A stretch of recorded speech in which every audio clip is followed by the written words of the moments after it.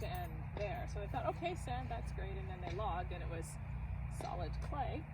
And then, of course, this was all a coniferous forest, so the pH of the soil was extremely acidic, which wasn't suitable for growing grapes. So the provincial grape expert came in and said, you need to dump 30 tons of lime up here, which they didn't want to do. So that's why they planted those 25 varieties, to see what would do well.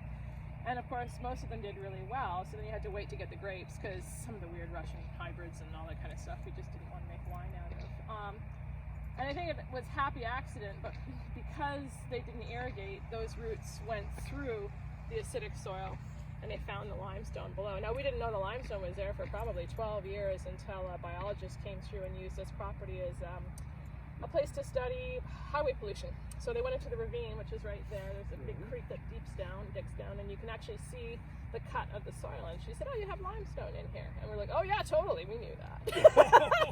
And so probably those roots actually got into the limestone. How we irrigated to start with, the roots likely wouldn't have gone down that deep, because there's no reason for them to actually do it. So it ended up working out really, really well. But yeah, this is a Fairbridge clay. It's a very red clay compared to the hillbank clay that you're going to see on the other side of the highway. So different set of nutrients and stuff like that in there. But yeah, so it worked out really well. So when they wanted to get a little bit bigger, it was really important. They were looking for this soil profile.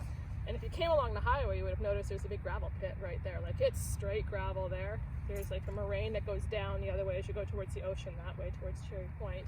And then it's a hillbank clay on the other side. So this type of clay sort of only exists within a few kilometers before it disappears, and you see it again, but more towards North Island. So you're not going to see the same soil profile. So it's kind of made sense to go to your neighbors. Right, yeah.